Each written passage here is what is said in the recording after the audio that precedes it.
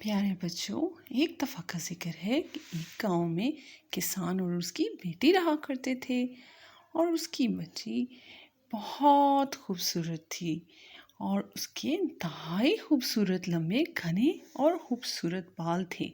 کسان بہت محنتی تھا اور اپنی بیٹی سے بے انتہا پیار بھی کرتا تھا۔ کسان نے اپنی بیٹی کو بہت پیار سے پالا تھا۔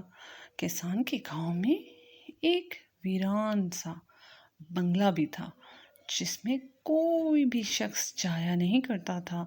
وہاں سے خوفناک آوازیں آیا کرتی تھیں، کیونکہ کسان اپنی بیٹی سے بہت پیار کرتا تھا، اس لیے وہ اس بنگلے کے پاس اسے جانے سے ہمیشہ روکتا تھا۔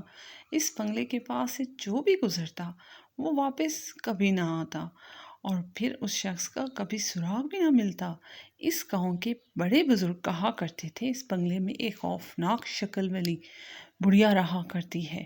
کسان کی بیٹی ماریا بہت زیادہ دلیر تھی، اور ماریا کو بنگلے میں جا کر دیکھنے کا بڑا تجسس تھا کہ آخر اس خوفناک ویران بنگلے میں ہے کیا۔ ماریا کے ابو اسے سمجھاتے، بیٹا ویران جگہوں سے دور رہنا چاہیے، اور اس کو ڈانٹتے، کوئی پتہ نہیں ہوتا، ان جگہوں پہ خوفناک چیزیں ہوا کرتی ہیں۔ ماریا باپ کے سامنے تو کہتی، ٹھیک ہے ابو، میں کبھی ویران جگہ پر نہیں جاؤں گی، پر باپ کی غیر موجودگی میں اپنی مرضی کرتی، اور اپنی مرضی سے جدھر جانا ہوتا وہاں چلی جاتی۔ کسان کو کام کے سلسلے میں شہر سے باہر جانا پڑ گیا، اور جب کسان کام کے سلسلے میں شہر سے باہر گیا تو ماریا بڑی خوش ہوئی کہ اب مجھے اس بنگلے کے پاس جانے کا موقع مل گیا، اور وہ چھپ کے وہاں پر پہنچ گئی، اور اس نے چھپ کے دیکھا کہ ایک بوڑھی عورت ہے جس کی شکل اور حلیہ بہت خوفناک ہے۔ چھری تیز کر رہی تھی، زور زور سے ہنس رہی تھی اور کہہ رہی تھی، مجھے جوان لڑکی کی تلاش ہے جس کا خون پی کر میں جوان ہو جاؤں گی، اور پھر سے میرا جادو چلنے لگے گا۔ ہا ہا ہا ہا۔ یہ سن کر ماریا بہت خوفزدہ ہو گئی اور تیزی سے دوڑنے لگی۔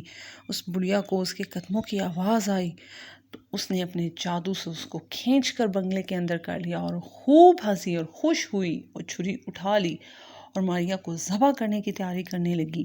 ماریا نے اپنی دلیری دکھائی اور زور زور سے کہنے لگی، میں نہیں ڈرتی، میں بالکل تم سے نہیں ڈرتی، تم جو کرنا چاہو کر لو۔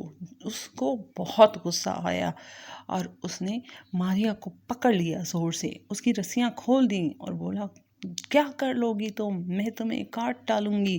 ماریا نے زور سے اس کے بازو کو کاٹا